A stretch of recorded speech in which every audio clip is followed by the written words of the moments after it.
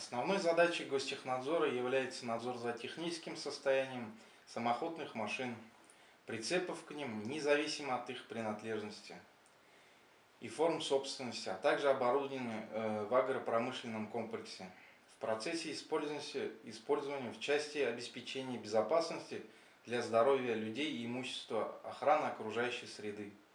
К самоходным машинам относятся снегоходы, трактора, дорожно-строительные машины, спецтехника и иные машины, имеющие двигатель внутреннего сгорания более мощностью 4 кВт, не подлежащие регистрации в органах ГИБДД. Продолжается работа по контролю за постановкой и приемкой техники на зимнее хранение почвообрабатывающих машин и уборочных машин.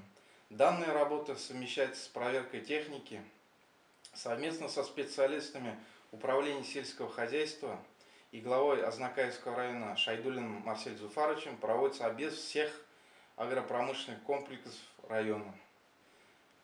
На данный момент в Азнакаевском районе состоит на учете 2288 единиц самоходных машин и прицепов, из которых 318 в агропромышленном комплексе